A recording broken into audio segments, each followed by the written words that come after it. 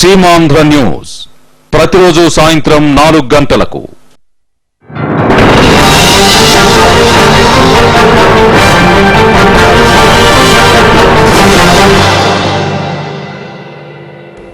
Welcome back. ఇదే అంశం మీద మనతో మాట్లాడేందుకు మరో ఇద్దరు గెస్ట్ కూడా స్టూడియోలో జాయిన్ అయ్యారు. First of all auditor Prasad Raju గారు, అలాగే సుచిరిండి ఎండి కిరణ్ గారు కూడా జాయిన్ అయ్యారు. రాజు గారు, ఈసారి బడ్జెట్లో కామన్ మ్యాన్ విషయానికి అట్ సేమ్ టైం ఉద్యోగుల విషయానికి వచ్చినట్టయితే బడ్జెట్లో 1,60,000 ఉన్న దీన్ని పన్ను పరిమితులు లేదంటే ఎగ్జామ్షన్ 2 lakhs చేయాలని, లేదంటే 1,80,000 చేయాలని డిమాండ్ వినిపిస్తుంది. అలాంటి పాసిబిలిటీ ప్రస్తుతం బడ్జెట్లో కనిపిస్తుందా? ఖచ్చితంగా ఉంటుందండి. 2 lakhs అనేది పూర్తిగా మనం సస్పెక్ట్ చేయకపోయినా అట్లీస్ట్ 1,60,000 నుంచి 1,80,000 వరకు పరిమితులు పెంచే అవకాశాలు కనిపిస్తున్నాయి. అలాగే ఇప్పుడు రిమైనింగ్ ఎంప్లాయీస్ వరకు చూసుకుంటే వాళ్ళకుండే లిమిటెడ్ ఎగ్జామ్షన్స్ ఏటీసీ కింద 1 lakh ఉంటుంది, స్పెషల్ బాండ్స్ కింద 20,000 ఉంది. ప్రీవియస్గా చూసుకుంటే ఎంప్లాయీస్ ఉన్నది స్టాండర్డ్ డిడక్షన్ తీసేయడం జరిగింది. అలాగే ఇంట్రెస్ట్ ఏటీఎల్ ఎగ్జామ్షన్ కూడా తీసేయడం జరిగింది. వీటిలన్నింటినీ దృష్టిలో పెట్టుకుని మళ్ళీ వేరియస్ ఆర్గనైజేషన్స్ ఎవరు రిప్రజెంటెడ్ ఎంప్లాయీస్కి ఉన్న లిమిటెడ్ ఆపర్చునిటీస్ కూడా తీసేయడం జరిగింది. కాబట్టి 1,60,000 నుంచి మినిమం 2 lakhs అండ్ ఏటీఎల్ని కూడా వెనక్కి తీసుకురామని అందరూ కూడా రిప్రజెంట్ చేయడం జరిగింది వేరియస్ ఫార్మ్స్. ఫైనాన్స్ మినిస్టర్ గారు కూడా చాలా పాజిటివ్గా ఈ రిప్రజెంటేషన్స్ అన్ని స్వీకరించారు. మనం ఎంతో కొంత ఎక్స్పెక్ట్ చేయొచ్చు. ప్లస్ మేజర్గా సెక్షన్ 80 CCF కూడా ప్రధానంగా డిస్కషన్కి వస్తుంది ఇప్పుడు. ఎందుకంటే ఇన్ఫ్రాస్ట్రక్చర్ బాండ్స్ 20,000 రూపీస్, దీన్ని మరికొద్ది ఇంకా పెంచే అవకాశం కూడా ఉంది అని చెప్పిన వార్త కూడా వినిపిస్తుంది. పాసిబిలిటీ కూడా ఉంది. అది 20,000 నుంచి 40,000 చేసే పాసిబిలిటీ కూడా ఉంది. అంటే ఇది ఇన్వెస్ట్మెంట్స్ ప్రోత్సహించడానికి అలా చేసే ఆలోచన ఉందా, లేకపోతే అట్ సేమ్ టైం ఉద్యోగులకు ప్రయోజనాలు కొద్దిగా చేసే అవకాశం ఉంది? ఎందుకంటే ఉద్యోగుల ప్రయోజనాలు ఒక పక్క ఉంటుంది, 2 ఇన్వెస్ట్మెంట్స్ ప్రోత్సహించడం కూడా. మనది ఇప్పుడు ఇన్ఫ్రాస్ట్రక్చర్ మీద చాలా ఫోకస్ చేస్తుంది గవర్నమెంట్. ఈ పవర్ సెక్టర్ కానీ, అదర్వైజ్ రోడ్ సెక్టర్ కానీ, ఇరిగేషన్ సెక్టర్ కానీ. సో ఇది ఇన్ఫ్రాస్ట్రక్చర్ ఫోకస్ని బేస్ చేసుకుని ఆ సెక్టర్ని స్పెసిఫిక్గా ఇంప్రూవ్ చేయడానికి, అంటే దానికి ఫండ్స్ అట్రాక్ట్ చేయడానికి కూడా పరిమితులు పెంచే అవకాశం ఉంది. కాకపోతే మీరు అన్నట్టు 2 lakh రూపీస్ పెంచే అవకాశం లేదు అని చాలా స్పష్టంగా మనకు అనిపిస్తుంది. ఎందుకంటే ఎగ్జామ్షన్ ని 2012 నుంచి ఇంప్లిమెంట్ అయ్యే డైరెక్ట్ ట్యాక్స్ కూడా 2 lakhs ఎక్కువ ఉంది. కాకపోతే ఎక్కువ పన్ను పరిమితిని పెంచిన, అలాగే ట్యాక్స్ స్ట్రక్చర్ ని సింప్లిఫై చేయాలనుకున్నా కూడా ప్రస్తుతం ఫిజికల్ డెఫిసిట్ మనకు బాగా బాధిస్తుంది, లేదంటే అంత ఈజీగా ఉద్యోగులకు ప్రయోజనాలు చేకూర్చే అవకాశం లేదు అని చెప్పిన మరో సెక్టర్ నుంచి, లేదంటే మరో సైడ్ ఆఫ్ ది కాయిన్ వినిపిస్తుంది అన్నమాట. అంటే ఈ ఫిజికల్ డెఫిసిట్, ద్రవ్యోల్బణం కానివ్వండి, ఈ అన్నిటి ఫ్యాక్టర్స్ అందరికీ మేలు చేకూర్చే అంశాన్ని ప్రణాళికలకి కొద్ది కట్టెలు చేసే అవకాశం ఏమేరకు ఉంది? అంటే ఒకటి మీరు చెప్పినట్టు ఆ ఫిజికల్ డెఫిసిట్ చూసుకుంటే 4.8% ఎలా కట్టెలు చేయాలనే పాయింట్ ఆఫ్ వ్యూలో చూసుకుంటే ఈ ఎంప్లాయీస్కి అసలు ఇవ్వకపోవడం అనేది జరగదు. అది ఇప్పుడు 160 నుంచి 180 లిమిట్ పెంచడం వల్ల నార్మల్గా ఉండే ఇన్ఫ్లేషన్ కూడా మీట్ అయినట్టు ఉంటుంది. కాబట్టి ఎంప్లాయీస్కి ఆ వరకు పరిమితులు పెంచే అవకాశం ఉంది. 1,60,000 నుంచి 1,80,000 పెంచడం వల్ల పెద్దగా ప్రయోజనం ఉంటుందంటారు? ఏ మేరకు ప్రయోజనం ఉండే అవకాశం? అంటే when comes to income levels 3 lakh rupees లేదా 5 lakh రూపీస్ ట్యాక్స్ స్ట్రక్చర్ లో ఉన్న వాళ్ళకి, లేదా ఆ ట్యాక్స్ బ్రాకెట్ లో ఉన్న వాళ్ళకి ఏ మేరకు ప్రయోజనం ఉండే అవకాశం ఉంటుంది? 20,000 వరకు అడ్వాంటేజ్ ఉంటుంది. 20,000 అంటే వెన్ కమ్స్ టు మళ్ళీ ఫైనల్ గా వచ్చేసరికి మనకి 2,000 వరకు అడ్వాంటేజ్, 2,000 రూపీస్ వరకు ఉండే అవకాశం ఉంటుంది. ఫస్ట్ ఆఫ్ ఆల్ కిరణ్ గారు, మీరు చెప్పండి, ఇండస్ట్రీ ఏం ఎక్స్పెక్ట్ చేస్తుంది ఈ బడ్జెట్ నుంచి? ఎందుకంటే చాలా హోప్స్ ఉన్నాయి. కొంతమంది చెప్తున్న దాని ప్రకారం ఫిజికల్ స్టిమ్యులస్ అంటే 2 years బ్యాక్ నుంచి ఇస్తున్న స్టిమ్యులస్ ను వెనక్కి తీసుకునే ఆలోచనలో గవర్నమెంట్ ఉంది. ఎందుకంటే మొన్న వచ్చిన ఎకనామిక్ సర్వేలో జీడీపీ వృద్ధి రేటు బాగుంది, అట్ సేమ్ టైం ఎకానమీ కూడా బాగుండే అవకాశం ఉంది. It's time to roll back the stimulus అని ఎకనామిక్ సర్వేలో ఒక అవుట్లుక్ వాళ్ళు ఇచ్చారు. అదే కనుక జరిగినట్టయితే ఇండస్ట్రీ ప్రస్తుతం నిలదొక్కునే పరిస్థితిలో ఉందా? బేసిక్గా దీన్ని ఫస్ట్ ప్రియారిటీ సెక్టర్ కింద ఫస్ట్ దీన్ని తీసుకున్నప్పుడు మిగతా అన్ని ఫాలో అవుతుంటాయండి. బట్ ఇప్పుడు వచ్చే నెక్స్ట్ 3 years ఇంకా 3 years ఎలక్షన్స్ ఉన్నాయి. కాబట్టి రియాలిటీ సెక్టర్ ఏంటంటే గవర్నమెంట్ 2 పర్స్పెక్టివ్లో చూస్తుందండి. ఒకటి ఏంటంటే మిడిల్ ఇన్కమ్ గ్రూప్ను లేదా లోయర్ ఇన్కమ్ గ్రూప్ను ఓట్ బ్యాంక్ కింద కూడా చూస్తున్నప్పుడు దాన్ని కూడా దృష్టిలో పెట్టుకొని బడ్జెట్లో కొన్ని రాయితీలు ఇచ్చే అవకాశాలు అదంతా ఉంది. సో డెఫినెట్గా గవర్నమెంట్ దీని మీద దృష్టి పెట్టాల్సింది, దీన్ని కన్సిడర్ చేయాల్సిన అవసరం అయితే ఎంతగానో ఉంది. అంటే ఇండస్ట్రీ విషయానికి వచ్చినట్టయితే స్పెసిఫిక్ గా మీరు హౌసింగ్ సెక్టర్ లో ఉన్నారు, అట్ సేమ్ టైం హాస్పిటాలిటీలో ఉన్నారు. కాబట్టి హౌసింగ్ సెక్టర్ లో ఈసారి ఎందుకంటే చాలా డిస్టర్బెన్స్ ఉంది. ఒక 2-3 years నుంచి ఫైనాన్షియల్ మనకు చూసుకున్నట్టయితే ద్రవ్యోల్బణం అనుకోవచ్చు, అట్ సేమ్ టైం ద్రవ్యోల్బణం కాదు, ఆర్థిక మాంద్యం అనుకోవచ్చు. ఆ మాంద్యం కారణంగా గత 2-3 years నుంచి ఆల్మోస్ట్ ఇండస్ట్రీ ఒక ఫ్లాట్ గా స్తబ్దుగా కొనసాగుతుంది. ఇప్పుడు మనం చూసుకున్నట్టయితే స్పెసిఫిక్ గా ఈ సంవత్సరంలో ఇంట్రెస్ట్ రేట్ బర్డెన్ రేట్ పెరుగుతుంది, at same time cost of material కానివ్వండి, అంటే కాస్ట్ ఆఫ్ హౌస్ కన్స్ట్రక్షన్ పెరుగుతూనే ఉంది. ఇది ఈ అన్నిటి నేపథ్యంలో హౌసింగ్ సెక్టర్ మీద మీదుగా మీ విష్ లిస్ట్ ఎలా ఉండబోతుంది గవర్నమెంట్ కి? ప్రధానంగా ఈసారి మీకు స్పెసిఫిక్ గా హౌసింగ్ సెక్టర్ కి ఎటువంటి రాయితీలు గవర్నమెంట్ నుంచి కానీ లేదంటే ఈ బడ్జెట్ లో వచ్చే అవకాశం ఉంది? అంటే నేను ఎక్స్పెక్ట్ చేస్తుంది ఏంటంటే గవర్నమెంట్ డెఫినెట్గా ఈసారి కొంచెం బెటర్ అంటే ఫోకస్ ఇస్తుందని నేను అనుకుంటున్నాను. ఎందుకంటే ఆల్మోస్ట్ 11 స్టేట్స్లో ఎలక్షన్స్ ఉన్నాయి అండ్ నెక్స్ట్ 12 to 15 months లోపల ఆల్మోస్ట్ ఎలక్షన్స్ అన్ని జరగబోతున్నాయి. And at the same time last as you rightly said మన రెసెషన్ నుంచి మనం బయటకు వచ్చేసి స్టెబిలైజ్ అవుతున్న మూమెంట్లో గవర్నమెంట్ ఇంటర్నల్ ఎకనామిక్ రివ్యూస్ కానీ స్టడీస్ కానీ చేయించినప్పుడు కూడా సో ఈ సెక్టర్ని కొంచెం ప్రమోట్ చేయాల్సినటువంటి అవసరం ఉంది అనేది చాలా క్లియర్గా కనపడుతుందండి. బేసిక్ ఇన్ఫ్రాస్ట్రక్చర్, రియల్ ఎస్టేట్ అంటే of course hand in hand కొంతవరకు వెళ్తుంటాయి కాబట్టి ఈ సెక్టర్లో కొంత గవర్నమెంట్ సపోర్ట్ అనుకోండి, గవర్నమెంట్ హెల్ప్ చేయడం వల్ల సో ఇన్ఫ్రాస్ట్రక్చర్ కానివ్వండి, హాస్పిటాలిటీ కానివ్వండి, లేదా రియల్ ఎస్టేట్ కానివ్వండి కొంచెం ముందుకెళ్లే అవకాశం ఉంది. స్పెషల్ ఇంట్రెస్ట్ రేట్లు ఏంటంటే ఎప్పుడైతే ప్రియారిటీ సెక్టర్ కింద మీరు డిక్లేర్ చేస్తారో సో దాంట్లో at least the first dwelling unit కైనా కూడా రేట్ ఆఫ్ ఇంట్రెస్ట్లో కొంత తేడా తీసుకొచ్చేసి కొంత బెనిఫిట్ కనుక బ్యాంక్స్ ద్వారా తీర్చగలిగితే డెఫినెట్గా అంటే ఇట్స్ ఇండియాలో ఇంకా 50-60% of the people they don't have the proper housing అనేది లేకుండా ఉంది కాబట్టి డెఫినెట్గా అది చాలా ఇంపాక్ట్ అనేది ఈ ఫైనాన్షియల్ ఇయర్ లో మనకు కనపడే అవకాశం మనకు ఉందండి. కాబట్టి కిరణ్ గారు ఒక్క విషయం, ఆల్మోస్ట్ ఈ మధ్యకాలంలో ఇటు రతన్ టాటా కానివ్వండి లేదా బజాజ్ కానివ్వండి మిట్టల్స్ కానివ్వండి ఎవరు కదిపినా కూడా కరప్షన్ ఒకటి ఇండియాలో విపరీతంగా పెరిగిపోయింది. కరప్షన్ కట్టేలు ఖచ్చితంగా చేసి తీరాలి, ఒక క్లీన్ ఇమేజ్ ఇండియాకి తీసుకురావాల్సిన అవసరం ఉంది అని చెప్పి ప్రతి ఒక్కరు దీని గురించి మాట్లాడుతున్నారు. ఒక ఈ 2-3 months నుంచి అయితే దాని గురించి అది తప్ప వేరే సబ్జెక్టే వినిపించట్లేదు మీడియాలో కానివ్వండి లేదా కార్పొరేట్ హౌసెస్ లో కానీ. మరి ఇప్పుడు ఈ మధ్యకాలంలో మన జరిగిన స్కామ్స్ కానీ కరప్షన్ కానీ మన ఇండియన్ ఎకానమీ మీద స్పెసిఫిక్ గా మన ఇండస్ట్రీ మీద అంత ఇంపాక్ట్ చూపించిందా? చాలా ఉందండి. అంటే ఏమవుతుందంటే మామూలు ఇప్పుడు for example real estate sector తీసుకోండి, క్యాపిటల్ అంటే regular capital non capital intensive ఉండిందండి ఇదివరకు రోజుల్లో, బట్ ఇప్పుడు క్యాపిటల్ ఇంటెన్సివ్గా మారింది. అంటే one of the factor is it's corruption. అంటే ఇనిషియల్ అప్లోడ్ అవడం కానివ్వండి ఇవంతా కూడా గవర్నమెంట్కి వస్తున్న రెవెన్యూకు ఆల్మోస్ట్ 4 to 5 times అనేది అదర్ మార్కెటింగ్ ఎక్స్పెన్సెస్ అంటే అదర్ ఎక్స్పెన్సెస్ లాగా వెళ్లాల్సిన పరిస్థితి ఈ రోజున వచ్చింది. So corruption has become main hurdle point అనమాట దీంట్లోకి. సో అది కంట్రోల్ కాకపోయినప్పుడు డెఫినెట్గా ఇండస్ట్రీ ఓవరాల్గా కుంటుపడేటువంటి అవకాశం డెఫినెట్గా అది ఉంది. స్పెషల్లీ రియల్ ఎస్టేట్ అండ్ ఇన్ఫ్రాస్ట్రక్చర్లో కనుక తీసుకుంటే అప్ ఫ్రంట్ అంటే మీరు అసలు గ్రౌండ్ మీదకి వెళ్ళక ముందు మీ మీద ఉన్నటువంటి అంటే కనపడని ఎక్స్పెండిచర్ ఏదైతే ఉందో అది మీరు బ్యాంక్లో కానీ లేదా డిపిఆర్లో కానీ మీరు ప్రొజెక్ట్ చేసుకునేది అండ్ డైరెక్ట్ కానీ ఇండైరెక్ట్ కానీ ఆ ప్రాజెక్ట్ మీద ఇన్ఫ్లుయెన్స్ చేసేటువంటి ఇది చాలా ఎక్కువ పెరిగిపోయింది అనమాట. రాజు గారు మీరే ఉంటారు స్పెసిఫిక్ గా ఈ corruption point of view at the same time ఈ స్కామ్స్ పాయింట్ ఆఫ్ వ్యూలో first of all clear image ఒకటి కాన్ఫిడెన్స్ ఒకటి ప్రజల్లో పెంచాల్సిన అవసరం ఈ బడ్జెట్ మీద అంటే దాని కంపేర్ టు ప్రీవియస్ బడ్జెట్స్ ఒకటి ఈ బడ్జెట్ మాత్రం చాలా కీలకంగా కనిపిస్తుంది మనకి. Corruption and black money are both are hand in లో ఉండి ఇందాక జస్ట్ ఏకాంబరరావు గారు చెప్తా ఒక రెఫరెన్స్ ఇచ్చారు. The government is mapping up the expenditure by eagerness of enhancing its revenue sources. ఇప్పుడు ఫర్ ఎగ్జాంపుల్ తీసుకోండి real estate market. Real estate market is not extremely doing well, especially in the state of Andhra Pradesh. It is not, we can say it is on the decreasing trend. వేరే కారణాలు కూడా ఉండొచ్చు. Specific గా ఇలా ఈ situation లో కూడా our state government has enhanced twice the registration stamp duty prices. So when actually the real value is 100 rupees, the stamp duty price is 200 rupees. That is one aspect scenario. And when they are enhancing the prices to an unreasonable level, obviously, and at the highest cost, say 10%. Of course, at one point of time వాళ్ళు తగ్గించే plan చేశారు. ఇవన్నీ కూడా యాక్చువల్గా ఏంటంటే మనకి ఈ black money push చేయడానికి చూస్తూ ఉంటాయి. అలాగే అట్ ద సేమ్ టైం ఈ బ్రైబ్స్ అనేదానికి there is no basis for that. That is also we can say eagerness to pool up more money. So ఈ రెండు కూడా హ్యాండింగ్లో ఒకటే. ఇవన్నీ కూడా కట్టెలు చేయాలంటే finance minister has to take several steps in the first of all ప్రజల్లో వాళ్ళ స్టెప్స్ ఎలా తీసుకున్నా కూడా ప్రజల్లో రకమైన డైటీ ఇమేజ్ అంటే గవర్నమెంట్ ఇలానే ఉంది, స్కామ్ స్టార్టెడ్ గవర్నమెంట్ అని చెప్పిన ఒక భావన పూర్తిగా వచ్చేసింది ప్రజల్లో. ఈ బడ్జెట్ ద్వారా మొత్తం పూర్తిగా క్లీన్ ఇమేజ్ వచ్చేసిందని కాదు కానీ ఒక క్లియర్ డైరెక్షన్ లేదంటే క్లియర్ పిక్చర్ అయినా కనిపించే అవకాశం ఉందండి. We can expect. For example, 25th January, the government, the finance minister has issued 2 press circulars. One is specifically aiming the black money, that is illicit fund. How to control this?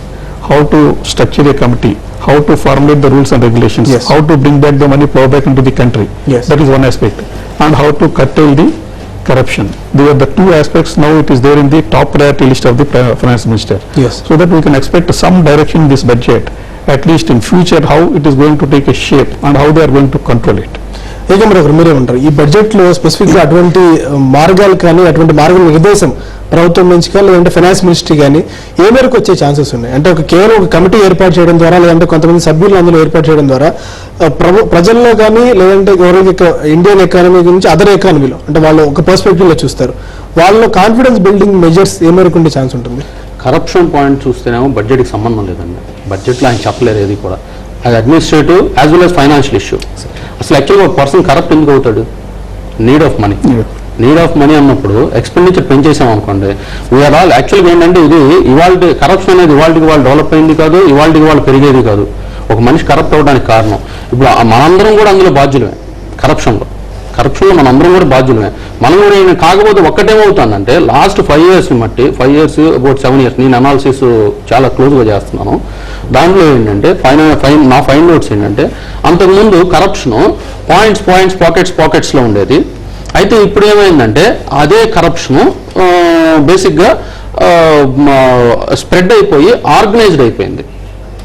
Organised అయిపోతుంది ఏంటంటే ఇప్పుడు తప్పు ఎవరు చేస్తున్నాడు అనేది లేదు, అదొక organised system లాగా తయారైపోవడం వలన దానికి ఫైనాన్స్ నెక్సస్ అయిపోయింది అంటారు. అదొక నెక్సస్ కాదు. నెక్సస్ అంటే మళ్ళీ అగ్రిమెంట్ లాగా అది కాదు.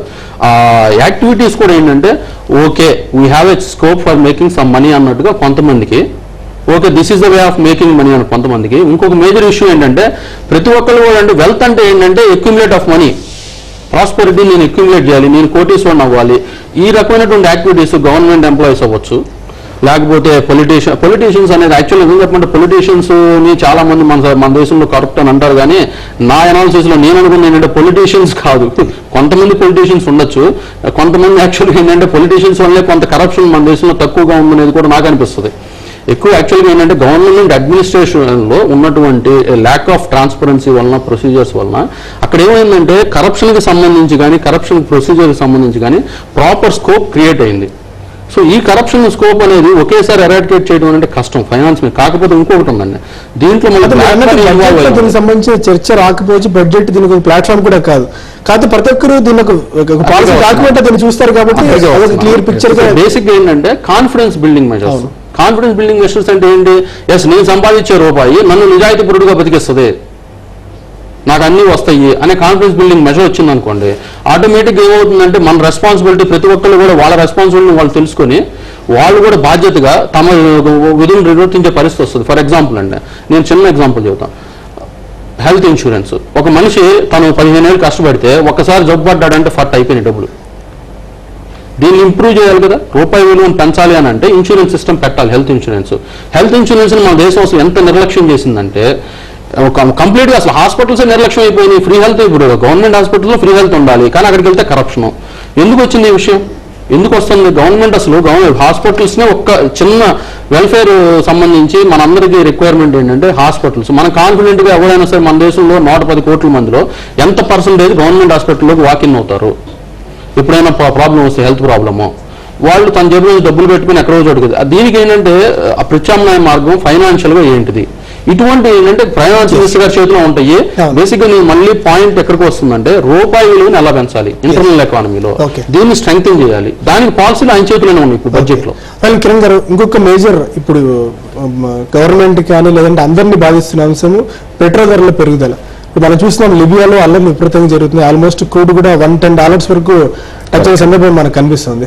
అదే కనుక జరిగినట్టయితే ఈ బడ్జెట్ తర్వాత, ఎందుకంటే బడ్జెట్ తర్వాత ఒక క్లియర్ డైరెక్షన్, క్లియర్ పిక్చర్ వస్తే పెట్రోల్ రేట్లు పెంచేందుకు కూడా ఆల్రెడీ పెట్రోలియం మినిస్ట్రీ ఒక ప్లాన్ కూడా వేసింది. అదే కనుక జరిగినట్టయితే మళ్ళీ ఇన్ఫ్లేషన్ పెరుగుతుంది. ఇన్ఫ్లేషన్ ఉన్నట్టయితే మళ్ళీ రిజర్వ్ బ్యాంక్ ఆఫ్ ఇండియా సీన్లోకి ఎంటర్ అవుతుంది, వడ్డీ రేట్లు మళ్ళీ పెరుగుతాయి. ఫైనల్గా మళ్ళీ సీన్ వచ్చేసరికి కామన్ మ్యాన్ కట్టెలు అవుతారు. At the same time industry, real estate కానివ్వండి లేదా అన్ని ఇండస్ట్రీస్ అయ్యే అవకాశం ఉంటుంది. అదే ఇండస్ట్రీ పర్స్పెక్టివ్గా మీ కోణం ఎలా ఉంటుంది? అంటే ఇప్పుడు ఫైనాన్స్ మినిస్ట్రీకి ఎటువంటి ప్రతిబంధకాలు ఉన్నాయి? పెట్రోల్ అండ్ డీజిల్ అనేది మన ఇండియన్ ఎకానమీ అంటే ఎస్పెషల్లీ గ్రోయింగ్ కంట్రీస్, ఈవెన్ అమెరికాకి తీసుకోండి, ఎన్ని కంట్రీస్ మీద వాళ్ళు ఏది చేస్తున్నా కూడా ఇంటర్నల్ మీనింగ్ ఏంటో మనకు తెలుసు. What is the reason behind their inversions and all this stuff. So basic ఇక్కడ ఏంటంటే దీనికి లాంగ్ టర్మ్ ప్లానింగ్ అనేది లేకపోవడం అండి. ఒక బడ్జెట్లో ఇమీడియట్గా ఏదో ఎక్స్పెక్ట్ చేస్తున్నాం, ఇమీడియట్గా ఏదో జరుగుతుంది అనేది కాదు. But over period of time next 4 years or 5 years 10 years సంబంధించి ఇది కంటిన్యూస్ బర్నింగ్ ప్రాబ్లమ్ ఇది. సో ఎప్పుడైతే Libya is one of the major the suppliers and sixth largest in India కు వచ్చేటప్పటికి we take a lot of almost 50 to 60% అని అంటున్నారు. I don't know. But అంత వచ్చినప్పుడు ఒక కంట్రీలో వచ్చినటువంటి డిస్టర్బెన్స్ మన ఎకానమీ కూడా ఎంత ఇంపాక్ట్ ఉంటుంది. సో దాన్ని దృష్టిలో పెట్టుకుని ఏంటంటే ఆయిల్ ఎక్స్ప్లోరేషన్ కానివ్వండి, లేదా బ్యాలెన్స్డ్గా డిఫరెంట్ సేఫ్ జోన్స్ లో నుంచి మనం లాంగ్ టర్మ్ ఇది తీసుకున్నాం. ఈ బడ్జెట్ లో స్పెసిఫిక్ గా this is the cycle and there is no this thing at all. Because RBI is the main instrumental body in India and ఎవరు ఏదన్నా లేకపోయినా కూడా ఈవెన్ ఫైనాన్స్ మినిస్టర్ ఏది చెప్తున్నా కూడా with some broad guidelines from the RBI తీసుకుని మాత్రమే ఎవరైనా చేయాల్సిన ఇది ఉంటుంది.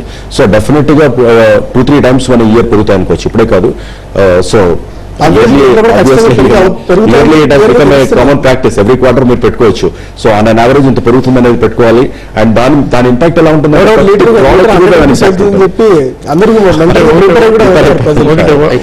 వన్ థింగ్ అంటే there is an alternative tool is available in the hands of the finance minister. ఇప్పుడు క్రూడ్ కానీ లేదా రిఫైన్డ్ ఆయిల్స్ మీద కానీ మనం ఇంపోర్ట్ చేసుకునేటప్పుడు petrol and diesel are the crude, there is an excise and the custom duty is there and the local excise duty is there. At least to certain extent, if you reduces the custom duty to bridge the gap of enhancing these prices. Yes. ఇప్పుడు 110 అంటున్నారు, 140 కి possibility ఉందన్నారు. Considering that at an average of 90 to say 120 or 130. Yes. If you use a consideration in the custom duty, customs excise it will offset the losses which are going to be incurred by this public oil marketing companies. Fine. So that directly or indirectly it cannot pass on the burden to the consumer. Yes. Fine. అది కనుక మరిన్ని అంశాలు discuss చేసే ముందు ఒక చిన్న break తీసుకుందాం. Stay with us.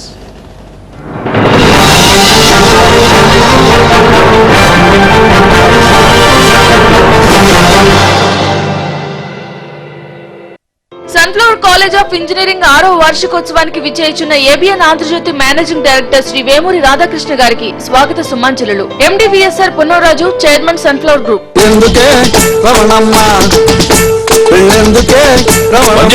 పండుగ పాట వాడరా అంటే దండుగ పాట వాడుతుండు. పెళ్లి చేసుకోరా పైలొల్లి చెయ్యక సుబ్రహ్మణ్యం, పరేషాను చేస్తావేంది ఒప్పుకోరా సుబ్రహ్మణ్యం. షాదీ చేసుకుంటే మస్తు మస్తుకుంటది, పెండ్లామొచ్చినాక జబర్దస్తుకుంటది. ఎన్నేళ్ళుంటావు సోలోగా సుబ్రహ్మణ్యం.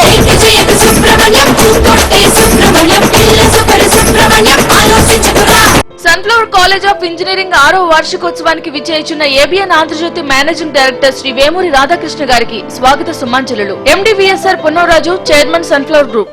ఆంధ్రప్రదేశ్ లో మొట్టమొదటిసారిగా ఆభరణాల ధర చెప్పే రేట్ ట్యాగ్ కళ్యాణ్ జ్యువెలర్స్ ప్రవేశపెట్టారు. కానీ ధర ఆభరణాలే చెప్తాయి. కళ్యాణ్ జ్యువెలర్స్.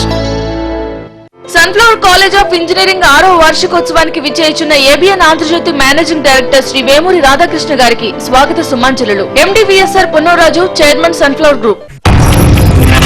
ఈసారి వరాలు కురిపిస్తారా లేక జనం నడ్డి విరుస్తారా? ఈసారైనా ధరలకు కళ్ళం వేస్తారా లేక సామాన్యుడికి చుక్కలు చూపిస్తారా? ఉద్యోగుల మాటేమిటి, పరిశ్రమలకు ఒరిగేదెంత? కేటాయింపుల్లో అసలెంత, రుణాలపై వడ్డీ ఎంత? ఇంతకు ప్రణబ్ పద్దుతో ప్రజలకు ఒరిగేదెంత? అంకెల గారడీ లేని సింపుల్ అనాలిసిస్. యూనియన్ బడ్జెట్ పై ABN special coverage. Budget 2011. Sunflower College of engineering 6వ వార్షికోత్సవానికి విచ్చేయుచున్న ABN Andhrajyothi managing director Shri Vemuri Radhakrishna గారికి స్వాగత సుమాంజలులు. MDVSR Punnoraju, chairman, Sunflower group.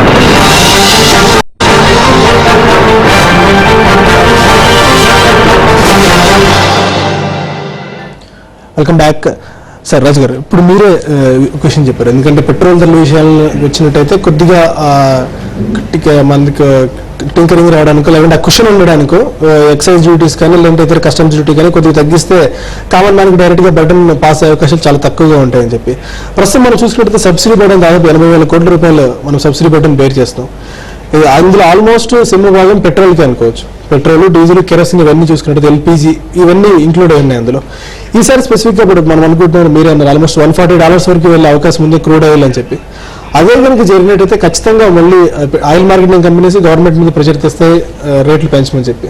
ఇప్పుడు వీళ్ళు ఎక్సైజ్ డ్యూటీ లేదంటే కస్టమ్ డ్యూటీ ఎంత తగ్గించినా కూడా మేబీ ఒక క్వాంటంలో మనం లీటర్కి ₹2, ₹3 నుంచి మనం ఎక్కువ ఎక్స్పెక్ట్ చేయలేము అనుకోవచ్చు ఫైనల్గా అవుట్కమ్ మనం చూసుకున్నట్టయితే. కాకపోతే అక్కడ ఇంటర్నేషనల్ మార్కెట్లో పెరుగుతున్న దాని ప్రకారం కొన్ని టెన్స్ ఆఫ్ రూపీస్ పెరుగుతూ వస్తుంది. ఆ క్వాంటమ్ని వీళ్ళు 2 ఫిల్అప్ చేయాలంటే గవర్నమెంట్ దగ్గర అవన్నీ ఏమైనా ఉందా? లేదండి, ఆ క్వాంటమ్ని ఆ గ్యాప్ని బ్రిడ్జ్ చేసేంత పాసిబిలిటీ అయితే ఉండదు. అంటే ఇప్పుడు ఏ లెవెల్లో ఇది ఎక్సలరేట్ అవుతుంది, ఎంతవరకు పెరుగుతుంది అనేది ఒకసారి చూసి to certain extent the finance minister also they have their own limitations. ఇప్పుడు మన ఏం డ్యూటీస్ అన్ని కూడా ఒక beyond a particular rate they cannot reduce it. So కొంతవరకు బర్డెన్ ఆదాయం వచ్చే అంశం కూడా అదొకటే. ప్రభుత్వం కూడా ఎక్కువగా ఆదాయం major is that only. So considering the limitations అతను కొంతవరకు చేయగలుగుతారు. తర్వాత again burden is to be passed on to the final consumer. Litre ధర పెట్రోల్ ₹100 కామన్ మ్యాన్ భరించాల్సిందేనా? ఇంకా ఇట్ ఇస్ నో రూట్ అనుకోవచ్చా? నా లాజిక్ అయితే అవసరం లేదు. ఎందుకంటే నేను 2003 సంవత్సరంలో ఈ సబ్సిడీ మీద, ఈ పెట్రోలియం దీని మీద కంప్లీట్గా కూలంకుషంగా అనాలిసిస్ చేశానండి. ఆ ఫైనాన్షియల్ ఫిగర్స్ మీద అసలు గవర్నమెంట్ ఎంత పే చేస్తుంది, ఏంటి సంగతి, ఇవన్నీ కూడా. అసలు సబ్సిడీ అనేది ఎడం చేతి నుంచి ₹2 తీసుకొని కుడి చేతి నుంచి ₹10 ఇస్తున్నారు సబ్సిడీ అని. ఇది అసలు అవసరం లేదు. ఇది ఇటువైపు నుంచి ₹2 తీసుకోవడం ఎందుకు? ఇటువైపు నుంచి రూపాయి తీసుకోరాదా? ఇటువైపు సబ్సిడీ అనేది ఇవ్వద్దు. ఆటోమేటిక్గా ఏమవుతుంది, బ్యాలెన్స్ అయిపోతుంది. సబ్సిడీ మనం సింపుల్ గా చెప్తున్నాం కానీ ఫైనల్ గా వచ్చేసరికి ఫైనల్ ఫిగర్స్ చూసేసరికి ప్రభుత్వం నుంచి ఆదాయం ఎక్కువ పెట్రోల్ నుంచి వస్తుంది కాబట్టి ఎందుకు మ్యాజిక్. మళ్ళీ అక్కడ కూడా ఇదే నెంబర్ మ్యాజిక్ ఉంది, ఫైనాన్షియల్ నెంబర్ మ్యాజిక్ ఉంది తప్ప యాక్చువల్గా దానివల్ల మన మీద మనం ఎక్స్పెండిచర్ ఎక్కువ పెంచుకున్నాం. నిజం చెప్పమంటే ఇది అందరూ గ్రహించాలి. ఈవెన్ పెట్రోలియం కంపెనీస్ కూడా అది గ్రహించాలి. ఎందుకంటే ఎకానమీలో ఫండమెంటల్గా ప్రతి ఇండస్ట్రీలోనూ ప్రతి ప్రొడక్షన్లోనూ అది ఫండమెంటల్ సెక్టర్ ఇంక్లూడింగ్ ఫుడ్ ప్రొడక్షన్లో కూడా వీటన్నిటిలో కూడా ఏంటంటే పెట్రోల్ ఇంపాక్ట్ సపోజ్ మనం ఏదన్నా ఒక ఇండస్ట్రీ స్టార్ట్ చేసి రన్ చేస్తున్నప్పుడు ₹1 పెట్రోల్ కొనుక్కున్న దానికి ₹4 పెట్రోల్ కొనుక్కున్న దానికి లేకపోతే డీజిల్ కొనుక్కున్న దానికి డిఫరెన్స్ ఉంది. సో ఇది ఒకటి ఉంది. రెండోది ఏంటంటే బేసిక్గా ట్యాక్స్ రేషనలైజేషన్ అనేది కంపల్సరీ అండి. ఇవాళ మన ఇండియాకి ట్యాక్స్ రేషనలైజేషన్ ఇమ్మీడియట్గా ఇప్పటికిప్పుడు చేయాల్సినటువంటి రిక్వైర్మెంట్. అది ఈవెన్గా అందరికీ కూడా సమానంగా పడేటట్టు. కొంతమందికి విపరీతంగా పడుతుంది, కొంతమందికి తక్కువ పడుతుంది. గవర్నమెంట్ ఏంటంటే కొన్ని చోట్ల విపరీతంగా 100% సబ్సిడీస్ లేకపోతే 150% సబ్సిడీస్ అవ్వటం, ఒక చోట ఏమో అసలు 200-300% తీసుకోవడం. దీంతో ఏమవుతుందంటే ఓవరాల్గా వచ్చేసరికి మళ్ళీ గవర్నమెంట్కి అదే ఇన్కమ్ వస్తుంది. అయితే పరిస్థితి ఏమవుతుందంటే అన్ని కూడా కింద అతలాకుతం అయిపోయి ఒక బ్యాలెన్స్డ్గా లేకుండా ఒక చోట ఎక్కువ ఒక చోట తక్కువ అయిపోతుంది. దానివల్ల ఏంటంటే ఫ్యూయల్ మీద ఎస్పెషల్లీ 2 ముఖ్య కారణాలండి. ఒకటి ఏంటంటే డాలర్ బేస్డ్ ట్రేడింగ్ అనేది మనం మానుకోవాలి. ఇంటర్నేషనల్గా మన ఫారిన్ టైఅప్స్ని పెంచుకోవాలి.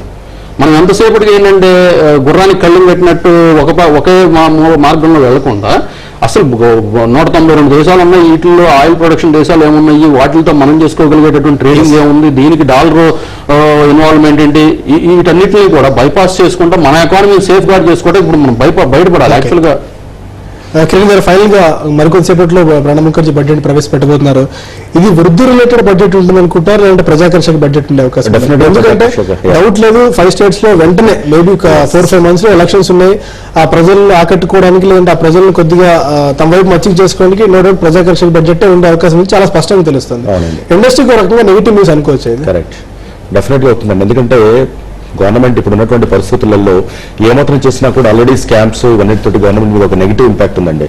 సో దాన్ని కవర్ చేసుకోవాలని అంటే డెఫినెట్గా ఈ బడ్జెట్లో ఏదో రకంగా పబ్లిక్ను తమ తిప్పుకోవడానికి సో బడ్జెట్ ఒక ఇన్స్ట్రుమెంట్గా అంటే వాళ్ళు ఆల్రెడీ చాలా డిస్టర్బ్ అయినారు. గవర్నమెంట్ అసలు ఉందా, అసలు ఏం జరుగుతుంది అనేది కామన్ మ్యాన్ కూడా ఈ స్కామ్స్ గురించి ఆలోచించేటువంటి ఇది వచ్చింది ఈ రోజున. సో డెఫినెట్గా అదొక ఫ్యాక్టర్ అవుతుంది. రెండోది ఆల్మోస్ట్ మీకు నెక్స్ట్ 1 yearలో ఉన్నటువంటి స్టేట్స్ ఎలక్షన్స్ కనుక తీసుకుంటే almost 40% of the country is going for elections. So obviously జనాకర్షక బడ్జెటే అవుతుంది. బట్ యూనో ఈసారి కాకపోతే నెక్స్ట్ ఇయర్ పై ఇయర్ మనం ఎక్స్పెక్ట్ చేయాలి. 2012, 2013 బడ్జెట్స్ లో ఎలక్షన్స్ కి ఇంకా దగ్గరకు వస్తాం, అంటే నేషనల్ పార్లమెంట్ ఎలక్షన్స్ దగ్గరకు వస్తాం కాబట్టి అప్పుడు ఇంత రిస్క్ తీసుకునేటువంటి లేదా ఒక కన్స్ట్రక్టివ్ బడ్జెట్ ను పెట్టేటువంటి అవకాశం కొంచెం తక్కువగా ఉంటుంది. ఫైన్ ఇంకా మరిన్ని నిమిషాలు డిస్కస్ చేసే ముందు మరొక చిన్న బ్రేక్ తీసుకుందాం. Stay with us.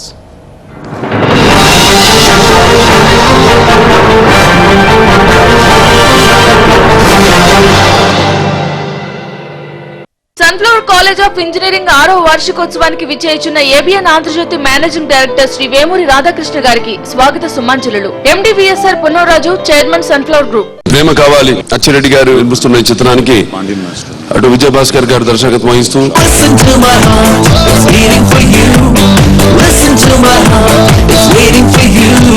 ఆది హీరోగా అయిన ఈ చిత్రం విజయం పొందాలని, ముందు ఇంకా ఎన్నో విజయాన్ని సాధించాలని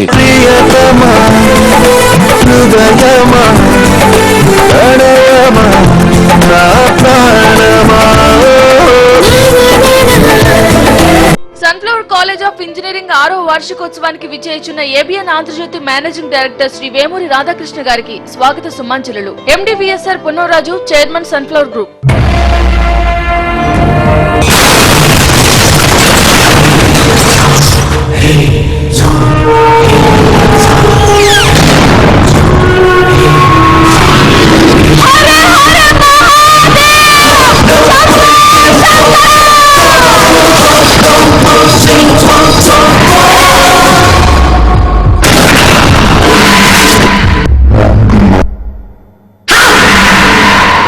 సన్ఫ్లవర్ కాలేజ్ ఆఫ్ ఇంజనీరింగ్ 6వ వార్షికోత్సవానికి విచ్చేయుచున్న ABN Andhrajyothi managing director Shri Vemuri Radhakrishna గారికి స్వాగత సుమాంజలులు. MDVSR Punnoraju, chairman, Sunflower group. ఈసారి వరాలు కురిపిస్తారా లేక జనం నడ్డి విరుస్తారా? ఈసారైనా ధరలకు కళ్ళం వేస్తారా లేక సామాన్యుడికి చుక్కలు చూపిస్తారా? ఉద్యోగుల మాటేమిటి, పరిశ్రమలకు ఒరిగేదెంత? కేటాయింపుల్లో అసలెంత, రుణాలపై వడ్డీ ఎంత? ఇంతకు ప్రణబ్ పద్దుతో ప్రజలకు ఒరిగేదెంత? అంకెల గారడీ లేని సింపుల్ అనాలిసిస్.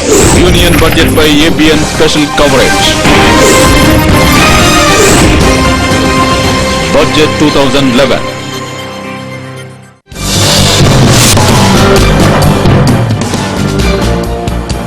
బడ్జెట్ తో ప్రణబ్ సిద్ధం, పెరగనున్న ఆదాయ పన్ను పరిమితి.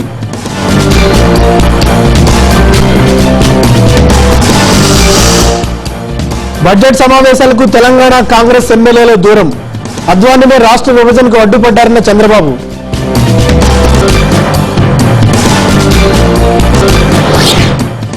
ఏసీబీ వలలో మరో అవినీతి తిమింగళం, భూసేకరణ స్పెషల్ కలెక్టర్ కు 3 కోట్ల అక్రమ ఆస్తులు.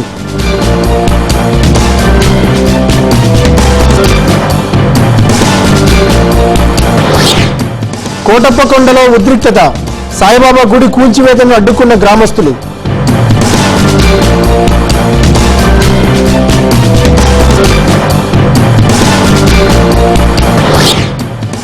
ఆస్కార్ అవార్డులో రెహమాన్ కు నిరాశ, సందడి చేసిన ఆయుష్, మల్లిక.